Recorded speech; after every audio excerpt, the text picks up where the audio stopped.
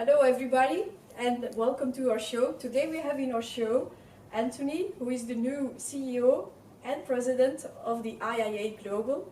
Hi Anthony, welcome to the show and thank you for being here. My pleasure. Thank you. Maybe if we may start off with a quick introduction of yourself to our viewers. Sure. So I've been in my new role about 7 months now. My career, I'll give you a really quick overview. I began my career a long time ago. 1989, I began work at Deloitte as an external auditor and stayed there for about 8 years. I specialized in financial services. I moved careers to the American Institute of Certified Public Accountants, where I was 21 years of my career, 15 of which were a long time, 15 years as Chief Operating Officer.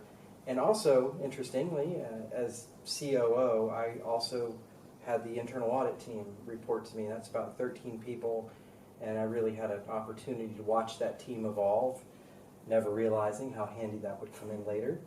I was the president and CEO of the California Society of Certified Public Accountants for 2 years, and then I began this role in March of this year, so 7 months. Excellent. It's a really nice career. I think we can speak of a legend, and maybe together we can have a quick look backwards on, I heard you have already quite a lot of experience, so maybe you have some ideas and some views on how the internal audit profession has evolved over the years.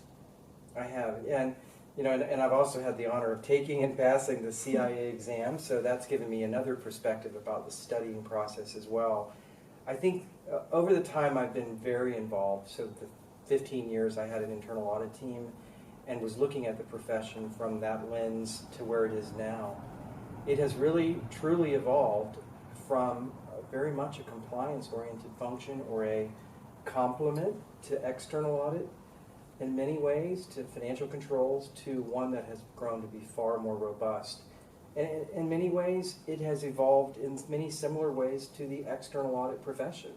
More and more things have become part of what we do, and those things are wide and varied, and they have gone far beyond anything quantitative, numbers, and they've gone into so many different areas that are fantastic for our growth, and they're very different. And I think the pandemic has really accelerated a lot of the things that we do by necessity. And what's on the horizon is even more exciting. So I think it's turned from a team in the past where I think a lot of people were, afraid of the findings, to a team or a part of an organization that provides extremely valuable feedback and improvement. Mm-hmm. And it's become more and more known for that, which is a wonderful part of our evolution and a necessary part. So that's at a very high level, some of the changes, but really moving out of just compliance, which is part of our mainstay, but more into other areas that are critical to the business and advising the board and senior management on how things are going. Mm-hmm. I love how you say that we might also touch on external audit. Maybe a side note, I also come from external audit before jumping into internal audit, so I know a bit how it goes with numbers and so on. But that was just on a side note. But you touched also on a good point where you said we need to maybe embrace maybe more all our stakeholders. Would you have an idea, because you know how it goes in some organizations, it might be slightly tougher to voice as an internal auditor what you want to get across, and also the tone at the top is obviously also an important one. But would you have an idea or a good starting point for those internal auditors that might have a bigger challenge than others in getting an audit committee, a board, getting them to hear basically what an internal auditor is saying and to hear the good things also, obviously? Yes, that's a big question. So let me. I know it was a long one. No. It's a great question. I think one of the foundational things that I believe as a profession, like many professions, that we have to continue to work on and be cognizant of is our communication skills and the ability to effectively communicate what we can do and will do and can provide to all of our stakeholders, including senior management and the board, first and second lines. And also keep in mind that a lot of what we do is truly in the interests of the public. protecting the public interest in many ways like external auditors, because the work we do allows boards and senior management to do better jobs. And I think it's important that we speak up and use our communication skills to explain the value that we can provide. And even more so in an environment like the one we're in. And I know it's an overused phrase, but what a very fast evolving business world that we're in. And it just keeps changing. The more it changes, the more it begets change in the future. And I think, whether we're talking about ESG reporting, which is, now becoming more mainstream around the world. In the US, it's been in Europe for a long time. We have to understand all facets of non-financial reporting and the role that we can play in that. And that's different than I think our training has been in the past, which has been more in the traditional areas. And I think we have to embrace those areas and let boards know that we have a unique perspective on a business. I've always thought there's very few professions, especially operating from within an organization, that gets the macro view that we do. And when you have that macro view, you have macro knowledge of how things work, sort of a systems awareness. And not just IT, but people, processes, hierarchy, how everything fits together, where risk can occur, and potential solutions for mitigation. And explaining that to management, I think, is the first important part of what we need to do. And when we have the opportunity to discuss things with the audit committee or the board of directors, we need to remember to say those things. I think sometimes it's maybe as simple as talking about it. And one of the best examples I had is I was part of an organization in one of my previous roles that had a merger. And an American-based company merging in with a UK-based company, we became overnight subjected to GDPR and data privacy requirements, which, as you know, in the US are not anywhere near as stringent as they are in Europe. And I admire the European system. It's best for consumers, for sure. But you know how it is now, the UK is now no longer non-EU. Yeah, So. maybe we did a lot of work for nothing. But the problem was it felt insurmountable to go from a culture where the data, it was protected, but nowhere near the level of what GDPR required. And a simple meeting where internal audit was listening in, part of my team, and they raised their hand and said, can we take a stab at that? Can we look at that and give some input? And they really were able to turn a very complex problem into something that we were able to sort of take one bite at a time and really understand the scope and understand how we could address it in more practical ways than I think some of the ideas that first came to us, like, oh my goodness, we can't market to anybody in Europe. And that would have been difficult, So the internal audit was able to step in in that case, provide consultative services to senior management and ultimately to the board, because it was definitely flagged as a major risk by senior management, internal audit, and the board was quite aware that that would be an issue. So they helped navigate us through some very complex subject matter.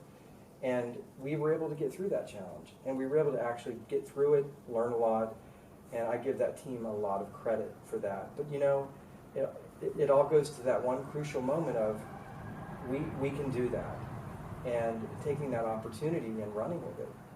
So that if that happened more often, I think the skills we already possess would come to bear, because we're aware of so much risk anywhere. Yeah, I love it. It's indeed having the courage to speak up at that one crucial moment, or at any moment, basically. Yeah? And maybe a question to touch on that. Would you think that as an internal auditor, now is the time maybe to specialize more in a certain topic? You touched on ESG, you touched on data privacy, there's also IT and technology, data and analytics.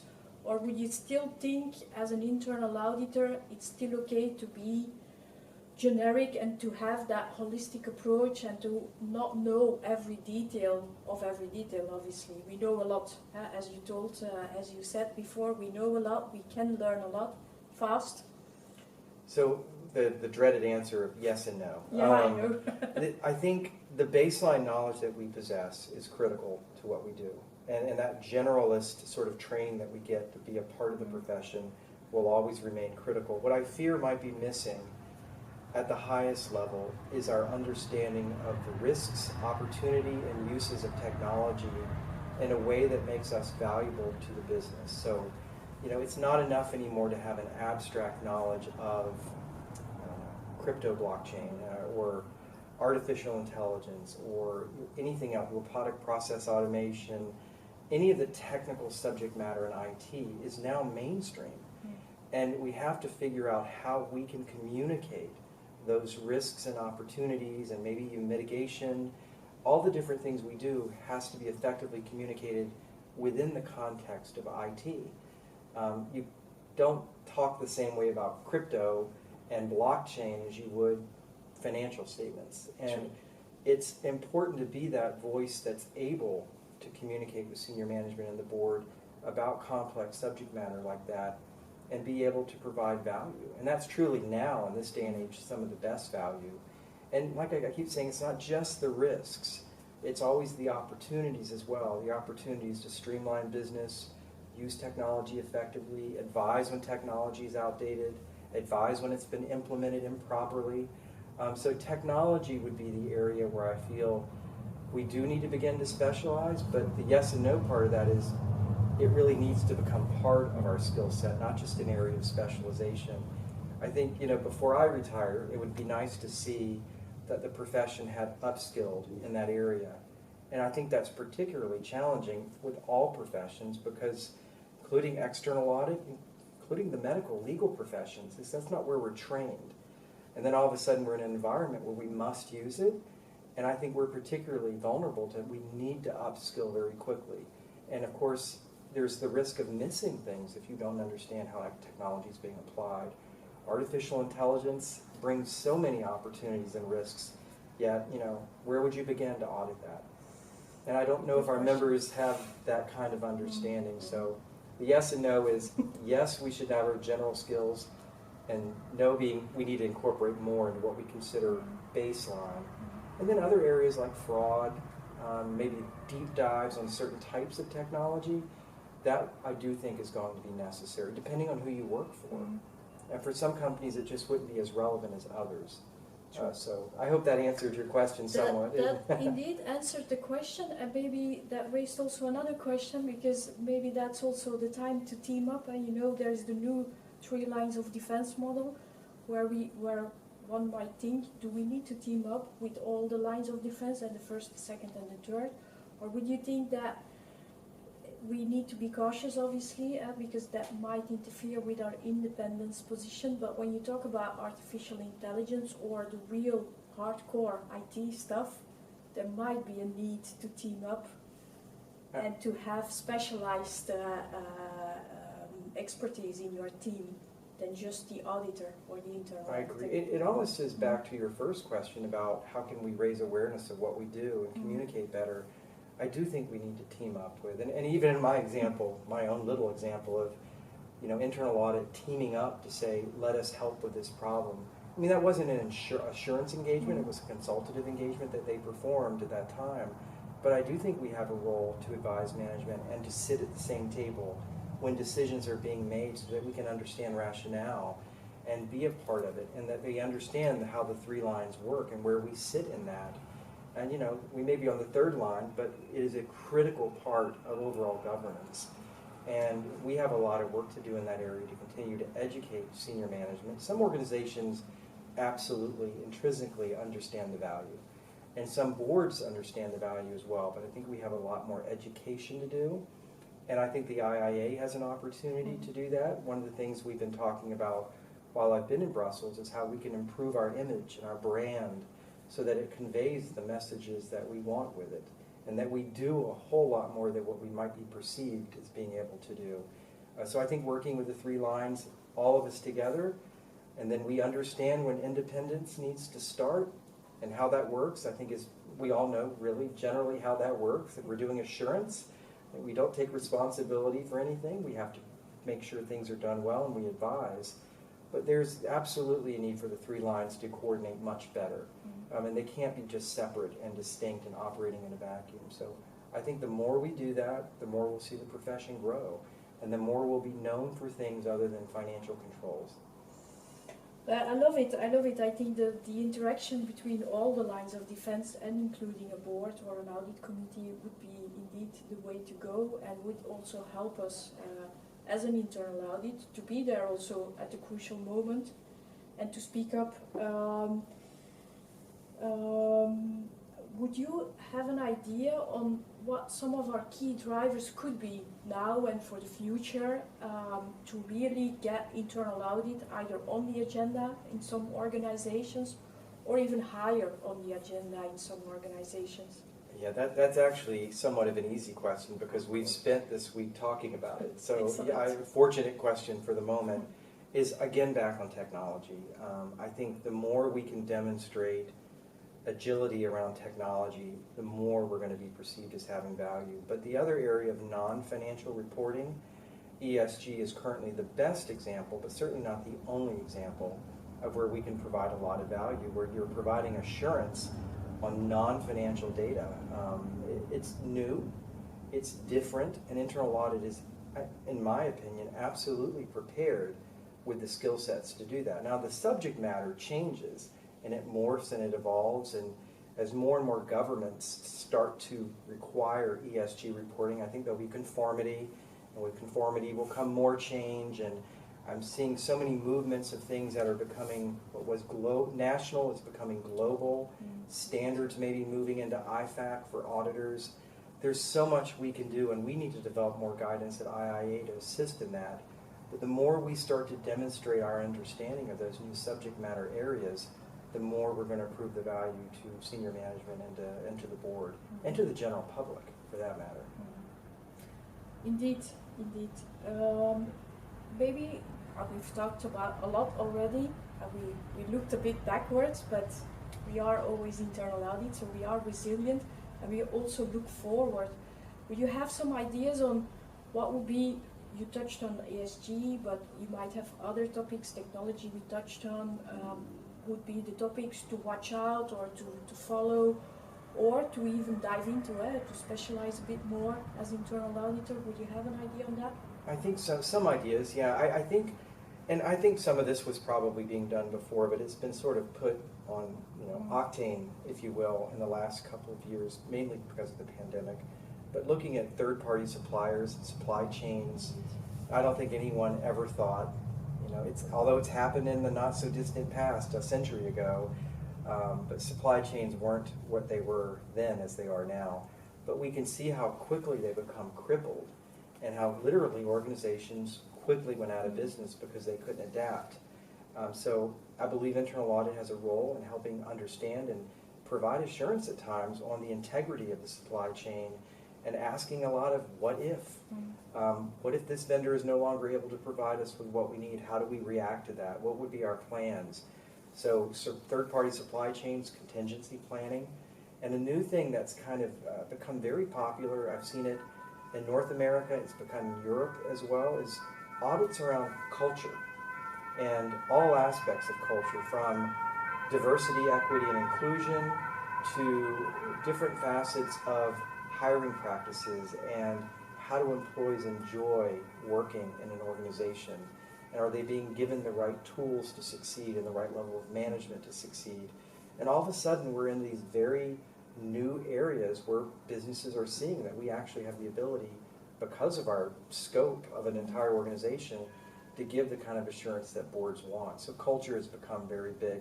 We're seeing a lot of culture audits being performed, and that's an area I don't know a whole lot about. I'd like to see them and can understand, but they're letting a board of directors know the culture in this organization is good. It is conducive to our mission, our purpose. And I think that's very valuable. I don't think it's something that has been looked at in the past. And then DE&I kind of falls into that as well. And it's not just one of those things that are soft and nice to have. Shareholders, investors, other organizations are looking to that data in order to make investment decisions.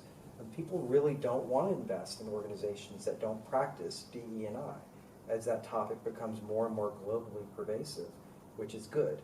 And we have a role to play there. So I think the future is definitely changing, and not to mention all the wonderful things it did bring, which is remote work. And we've proven that that works. And I don't think it'll last 100% remote. Actually, I hope it doesn't. It'd be nice to have people around again. But we've learned how to use experts, and we can access experts in certain areas, maybe in ways we just didn't think about before because the need wasn't there. So that's changed the profession. Yeah, true. And the remote working was a good step for all of us, I think. It was also a step to digitalize more. Maybe that's also an area where we as internal audit can look into, because when you touch about culture, it's always the easiest topic to audit, basically, and to assess or to articulate something about a culture within an organization. But I love the fact that how we are evolving from somewhat more or less compliance activities to basically the real thing, actually. Mission critical yeah, things. Exactly, and the real things where we can say, this is really going to help you as an organization. The compliance also, it is a must-have, but don't get me wrong. But it's sometimes, you know how it goes. It's sometimes a fight to get the right things there. This is something that I believe is of interest to everybody, and will get a place at the table at a board meeting or an audit committee. Yeah, it's interesting. ESG in many cases can cross between Exactly. compliance but it's so new, and it is stretching our skills in a whole different direction that even if it is somewhat compliance oriented, I think it's extremely positive to the profession. It moves us, even our reputation and stereotype, into a whole new arena. And you know, we have to be aggressive about positioning ourselves because other professions are claiming that space, including our first cousins, the external auditors, is that they're also claiming that space. Sure. And I think there's enough there to share, but we have to assert ourselves and make it known that we have the ability to do these things. Yeah, and then we come back to what you said before, the communication, the way we say it, how we say it, and when we say it is important, I think, also. So thank you, Anthony. It was really a cool conversation and really a learning conversation for me. Maybe to finish up, maybe you have some magic tips and tricks for us today, we as internal auditors, now or in the future. Well, you know, it may be a repeat of some of the things that I've said, but at IIA Global, we have been working with all of the different national institutes around the world, and certainly here in Europe. And one of the things that we've been collaborating on is how can we improve our learning to not just be training, which is a lower level of, you know, human ability, to competency, to where we can actually teach things that members take away new skills because they participated in it and they can apply those skills. And the biggest area comes back to, don't underestimate the importance of technology to today's business. And it's not enough anymore to just know what something is in an abstract way, but it's now become the time to know how to use it. And we don't want to get behind the times. So I guess, I don't know if it's a tip or like, please remember it's an imperative that you have to become upskilled in technology, and that IIA is going to be here to support that and to help evolve the profession into the future, and to also embrace some of these non-financial areas. And the other tip, but go back to our beginning, is make sure you speak about the capabilities that your team is able to perform, and make that known. And make that known to the board, make it known to senior management. And there are effective ways to do that that are very, very much in our skill set. So take advantage of those opportunities. Excellent. It's a lot to think about, but I really want to thank you for your time and being here in Brussels, because I know you will be flying back. So many thanks. Thank you for joining us today, and have a safe trip back. And thank you very much. Thank you very much. Thank you. Thanks for talking to me.